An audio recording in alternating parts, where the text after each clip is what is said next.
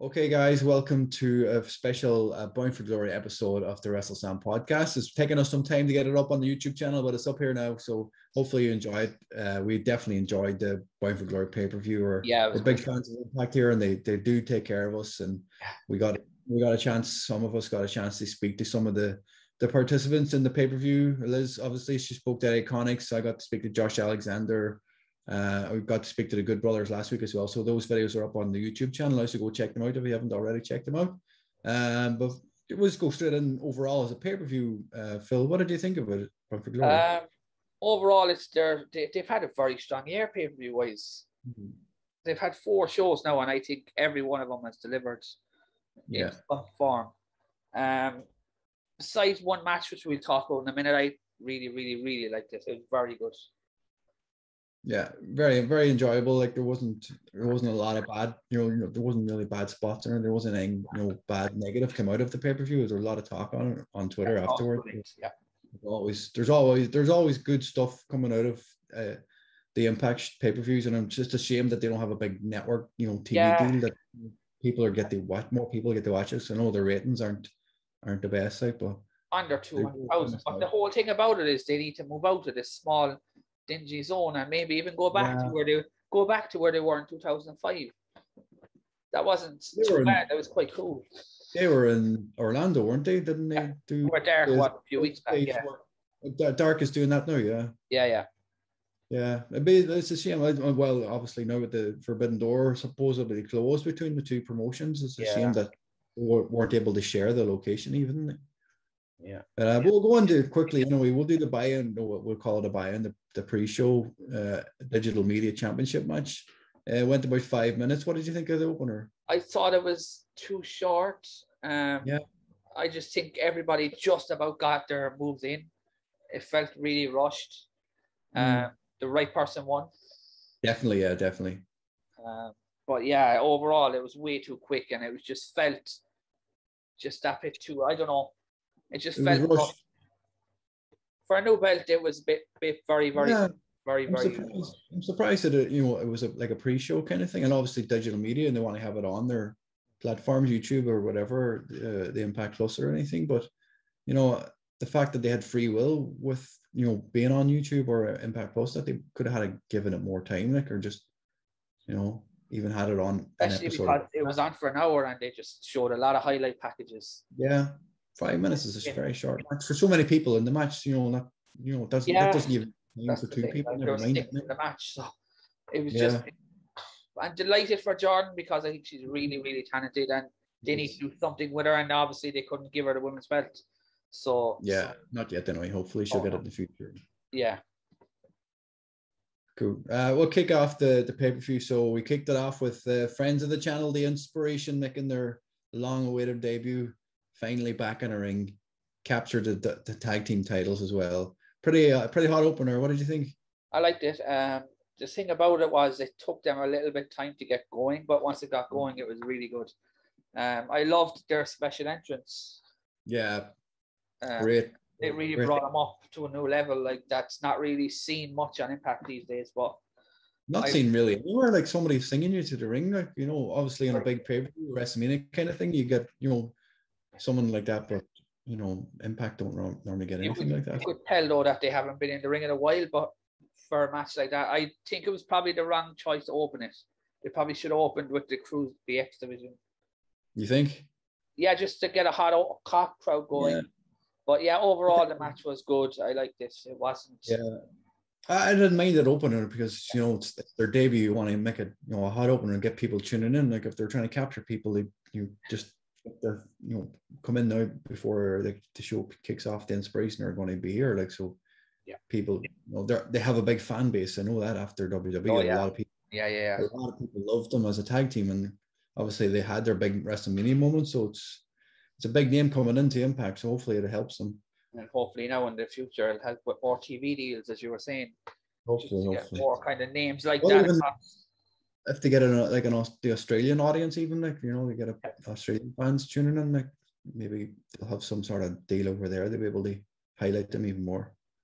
We'll go straight into the X Division title. So after that, Trey Miguel Yeah, Trey Miguel, Macklin, and Phantasmo. Mm-hmm. Absolutely loved this because there was one spot that was like super dangerous, but they pulled it off. There was a lot of spots that could have went wrong in this. Yeah, there was a spear like Big E does, like a spear that Big E does, but he was hanging upside down. Yeah, that was crazy, wasn't it? Yeah, he could have broke his neck if that went wrong, but it was actually... Macklin has seriously impressed me in the last few months. Big time, big time. I could definitely see him in the future, maybe in the next 12 months or so, if he stays with Impact, to head, aiming for that world title picture. Like. As I know, a lot of people are not a fan of him because of his kind of wooden personality, but like you can't deny that he's been so much improved in the last 6 months. Super talented. He's got a good range as well. It's not just a powerhouse. He is a strong dude, like, and he's got a great aerial ability as well about him. So yeah, no, the match itself was just, this is what X Division should be, and it was just I really, really, really enjoyed it. Lots of kickouts, lots of great moves. Yeah, it was just something. Delighted for Trey Miguel as well. Like that's a few days. Like, I remember last 2 years ago when they were over the Rascals. Yeah. When they were in Cork, when himself and MSK, that they're called now, they were there in Cork for OTT. Like, and you're not knowing who they were really in the live audience, getting to see them up close and personal. Like, it's mad where they've come now, and delighted for him to be holding that title because it's a big step up. And look at the prestige of it and the amount of people who've held it there. Just hopefully now he'll get a good long reign. That's my important thing with this. Yeah. But that you won't lose it to Macklin anytime. So like, I like Macklin, but I think taking it off Trey Miguel within the next 6 months is just a big mistake. Yeah. We'll see what happens. We'll see what happens. But overall, I would rate this match very, very highly. Really good. Yeah, definitely. Definitely one of the best matches on the card. Yeah. Probably one of the best matches of the week, actually, out of all the shows we watched. Yeah. Moved on then, we had Rhino and Heath defeating Violet by Design. What did you make of the whole? This is what I was on about earlier. This match, it was just filler, and I get it, like it was a storyline based story match, but it just did nothing for me. Just because it was predictable and kind of. Why did he wait so long? Like, to come out? Exactly. Gore him. That was it. Like. Yeah, so we'll see. He was conflicted, and he wanted his, help his best friend, but he didn't want to turn. Violent by Design already turned on him, so I don't see the reason why he wouldn't just come out and help him straight off the bat. Yeah, I reckon them winning now is going to lead to them winning the tag belts. Possibly, because there is talk of, obviously, with the Forbidden Door closed, the Good Brothers may maybe jump and ship to AEW soon. Yeah, that would make sense. They're under contract when it wasn't anything great. It was like no, just a filler. Yeah, but at least it wasn't long, and it just kind of did what I had to achieve. Well, I thought hopefully now they move on from the storyline, like Violent by Design come off and do something else, and Heath and Rhino may get a tag team like you said. Well, with Violent by Design, that they might just kind of fall away. That's what because they were actually very good for a long time, and now they might be a little bit directionless. Well, they're not really Violent by Design anymore. It's just a flag, like really. Like they don't, they should be taking out half the roster if they want to make an impact. Sorry for the pun. There's something with them because they're just they're kind of coasting a little bit. Yeah, they need somebody like, not going to mention ex WWE guys that are rumored to be going to Impact, like, but one or two of those in Violent by Design. Oh yeah, 100%. Yeah. If they end up going that direction, like, which obviously there were some rumors that some of them were going to appear. Bound for Glory, it didn't happen, obviously, but that doesn't mean they're not going to go to Impact eventually. Yeah. Moving on from that, we had Moose winning the Call Your Shot Battle Royal. Better than I thought it would be, because these matches aren't usually good. I like the concept at the end of a battle royal, having the last two having a one-on-one. I like that. Yeah, submission. Like, it's something different than normal battle royals, where it's just this is down to the final four, and one of these guys is going to win. I have a question about it, because we were watching it and we were like, there's been way more than 20 people in this. They said there was 20 people. Like, there wasn't. There was way more than 20 people in the match. Well, 21 demon if you want to say more than that. But yeah, I'm not sure. I actually didn't keep count of the amount of people who were in it. Actually have a look and see who was actually in it. Yeah, because it felt like there was a lot more. It was a quick counter, like, so they just kept coming and coming. Like, yeah. Really, no, but this match was quite good for what it was, because these matches usually kind of are just people kind of hitting each other and kind of throwing. Yeah, I actually quite liked it. I liked it. Most battle royals are like that. Like, it's, you know, it's very, you know, people get thrown out very easily, like, just to clear the ring at some parts of the match. Like, I liked it. I like Moose winning it. Obviously, we'll talk about what happened afterwards, like after the show. But Moose is the man to move forward with. Big thing. Just the way he, we'll talk about it later. But yeah, it was very, very. But yeah, moving on from that, we had the Good Brothers obviously retaining the tag team titles. What did you think it was the right choice for them? They retain if they're leaving. If you're going to go with Rhino and Heat beating them, I'd say so. Yeah, and especially with the lads part of New Japan, is that door closed as well? Is that another one? Whether it's closed for between Impact and New Japan or AEW and New Japan, it's hard to know, because the three teams are all, you know, connected to New Japan, so it's hard to know where they go with it. I know there was talk of the Good Brothers going back to Japan, whether that'll allow them to go between AEW and New Japan as opposed to Impact. Overall, the match, I was actually disappointed by it, to be honest. The same finish as last month, which they do that a lot. Yeah, which was kind of weak. But probably the right team won.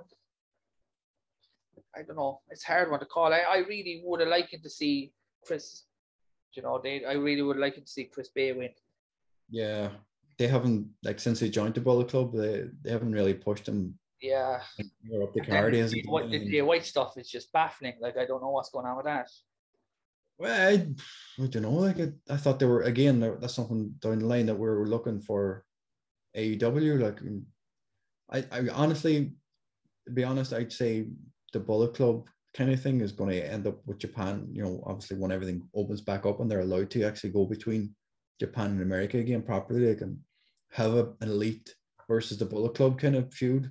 Yeah. Because when I spoke to the Good Brothers, we mentioned the fact that, you know, Tama Tonga had already called them out and they've already had that, you know, face to face, but they never had the match yet. So it's something that they're looking at in the future of having a. Could it be Wrestle Kingdom? Yeah. Yeah, you know, well, Doc Gallo said that he wanted to do a best of 3 series with them, like, you know, in Japan and the States, like, so something that you look down the line of, you know, the Elite versus the Bullet Club is something that would send the wrestling community fucking nuts. Yeah. Definitely. Be curious to see. Moving on from that, we had the women's world title match. We had Mickie James going over Deonna Purrazzo. I was shocked. Kind of a shock, yeah. The match was actually fantastic. It was outstanding. For Mickie James being away from the ring for how long I know she had little bits of power and stuff, but like this match went on for at least 15 plus minutes. I think it was good. It's 16 or 17 minutes out of it. Deonna just shows again like how good she is. We can't wait for the match with Britt. It's got to happen.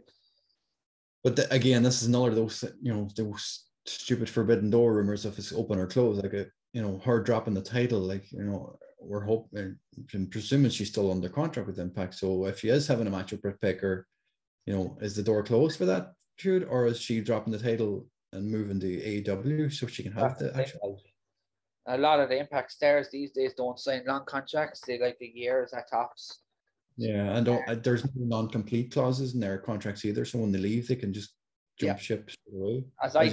I do think Deonna has done everything she can do. I don't think she can do much more in Impact. Other than she was like 22 days out from, or was it 22 or 33 days out from beating that record? Yeah, she was so close. Yeah. It's a tricky one to notice. Like, you know, what are they doing with her? Like, the only thing she could do now is probably a tag team title reign. But again, like, that's kind of a forced thing to do with her because they don't have Kimber anymore. she's kind of Is gone. Mickie James under contract with Impact, or is she I think it's NWA? more of a kind of an agreement with them, because I can't see Mickie being anything but 6 months at least. If even that, if it's maybe there's another NWA pay-per-view coming up where she has to defend it against Deanna and Deanna wins it back or something. That's another thing. Like, that's another thing about Deanna. She seems to lose all her big matches at Bound for Glory. It was the same last year. Yeah. But no, overall, Deanna is just, she's something else, because even there a few weeks back, she had an unreal match with Melina as well. Yeah. Power. We definitely dropped the ball with her. Like, big thing. WWE really, really messed up with her. But I think she has a very high possibility she'll leave in the next time her contract is coming up. Well, we'll soon see if the match with Britt Baker is due to happen, whether it happens for the AEW title or not, the women's title. I'm not sure, like, but definitely a feud that needs to happen somewhere down the line. Yeah, it's just, I can't say enough good things about Deanna, and Jerry has had Jerry's talked to her a few times on here as well. So, but yeah, it's just, I don't know. Maybe we'll have to get Jerry to get her back on to find out what's going on. Yeah, exactly. You can kind of find out where the story is. But we'll see where she goes from here, because I'm intrigued, to be honest with you, because I don't think she's fighting Mickie again. Not anytime soon, anyway.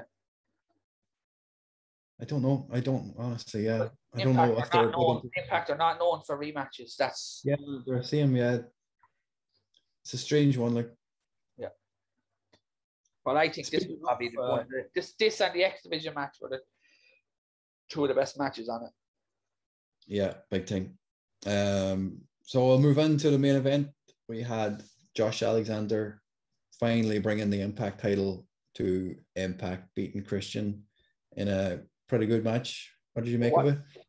I thought the match was one of those slow builders that turned into a kind of a classic. It was that good. The only thing that annoyed me about it was this Forbidden Door stuff came out like a day or so before. Yeah, it kind of gave it away. They gave it away. So, but again, I suppose they made the right move with the finish, because we'll talk about in a second. But the match itself was just Christian again proving that he's just underrated talent. Is timeless, unbelievable. Yeah, for a man who's 48, he made Josh look even better than he is. Like, Josh he's a great wrestler. He's technical. Is all the submission moves he's got in his locker, and his ability to not want to compare him to Kurt Angle, but he has that thing about him. Like, the only thing about him is he's a bit older, and he's only starting to come onto the scene. So, but again, DDP was his age when he started. So exactly, yeah. Again, it's another one of those things. Is like, does Josh Alexander stay there forever? Will he, go elsewhere, and when a contract expires, get a chance at other companies? Yeah, the thing is, like, will he go to NXT at this time in his life? I'm not sure if Vince's new motto is, people who have already been established on the indies, that they're not bringing them in to NXT anymore. So, but Josh looked like a star in this match. That was the big thing. That's the thing about Christian. Like, he really made him stand out. Like, so. And then when the match finished, they were celebrating with his kids, which was kind of, I thought it was really cool, and it was I actually genuinely thought the show was over. Yeah, well, they played it up throughout the show. The promos and the build up to it is bringing his X Division title home to the kids, and them loving everything about wrestling, like, and the kid being on the front row, and bringing them into the ring. It was just like, oh, this is great, and then boom. Yeah, and then moves. What I really, really loved about this, it's people were shitting on it, saying this is WWE kind of cash-ins and shit, but like, no one's ever done something like, I've never seen that before, where the family and the kids were in the ring. Yeah, the emotion, hold the heartstrings. Yeah, it was really, really well done. It's Impact with me, like, Impact 3 years ago were so bad that nobody ever thought they'd come back from. Yeah. Just seeing that booked like that was just something really cool, and it's just, I hope that it continues, the booking. Well, they have so many options. Like, I'm worried about where they're going to go. Well, they keep Moose champion for a while. I'd say they're obviously. Oh yeah, but I don't want to be seeing him fighting. Well, I suppose he can't fight Sammy Callahan because Sammy's out for a while. But like, he'll fight like Eddie Edwards, and he'll fight all these kind of guys. I understand, like, they're obviously just trying to build him up to when Josh beats him at maybe not the next pay-per-view, but the one afterwards, maybe. You know, I just don't see any value in Josh beating him at the next one in January. No, it's too soon. Yeah. They haven't got a chance to build up on TV properly. Like that's. Yeah. But Josh would be the man, I think, next year. Big time, definitely. I'd say he'd be the man for a couple of years if they're able to. Right, yeah. Again, obviously, that's providing they don't bring in all these ex-WWE guys. And that's the thing, like, as well, like, just going off topic, but they brought in Christopher Daniels to kind of start a feud with. Is he back properly with? I don't know, because you were saying the thing is closed. Yeah, so it's a strange one, like, because really bizarre one. He was doing well, and I'm sure he was doing well in AEW. What he was doing, they had that thing they broke up, but like, yeah, I just think him coming back to Impact to try and win a belt that he never won was a kind of cool story. We will see, but you know. But overall, the show was, I'd probably rate it 8 or 9 out of 10. Yeah, it was pretty solid pay-per-view. You know. Yeah, it's very good. Really and the good. fact that, you know, straight after AEW Dynamite on a Saturday night as well, like. Yeah, it was very handy. Hopefully the buy rights, you know, hopefully they got a lot of viewers. People would have been tuning out of AEW and want, you know, see what's going on. Yeah. But they just need to revamp their entrance ways there, and also they just need a better TV deal, as you said, just to get. Yeah. Well, there is, you know, people, you know, like, so MLW's after getting a deal with Fight TV, so, you know, I don't see why they couldn't get a deal with Amazon or Netflix or something. Even at that, there's so many promotions out there now that are getting TV deals. Like Impact's been around, you know, TNA Impact's been around for so long. 20 years next year. It's 20 years next year. You know, there's the most established outside of WWE. They've been around the longest. I don't see why. I think Ring of Honor are just beaten by 2 or 3 months. I think Ring of Honor were like March and they were like June. Yeah, so they're around similar times. But the amount of stars that have come out Impact in the last in that 20 years has been phenomenal. Like, well, look at the WWE fucking roster as it is. Like, yeah, like Samoa Joe, AJ Styles. There's just so many of them. The problem with it, I suppose we'll kind of end it soon. But like, the problem is Impact. They shat all over their audience for like 4 years, and nobody's going to come back. If you just keep, like, it's like the way WWE is Raw, but like 10 times worse. It was really, really bad. Well, it's competing now. They're not just competing with WWE now. They're competing with AEW or competing with AEW. There's so many promotions to compete with. And then earlier this year, then, like, if you did come back to watch Impact, they're fucking shooting someone live on their TV show. So, you know, like, if people come back and see that, they're like, this is shit. Like, I'm gone. Yeah. So, but my hope is just continuously good booking and just move forward, right? And hopefully. I hope. We'll see what happens. We'll see what happens. I know that Josh and Minoru Suzuki coming up. Yeah. On an impact, not at the paper. So that should be good. Yeah. And again, we'll look to the future. We'll see if any of the so-called ex-WWE guys end up fulfilling those rumors and coming to Impact and maybe bringing some more viewers, some more eyeballs to the show. But that's it. We'll see. So we'll leave it there. That's the Bound for Glory pay-per-view review of ourselves. Again, lads, make sure you check out the interviews on the WrestleSlam podcast. Link will be below. We've spoken to, like I said, the Inspiration, Josh Alexander, the Good Brothers, and, you know, over the next few weeks, and we'll definitely be talking to a few more. So we'll talk to you soon, guys. Thanks a lot. Cheers.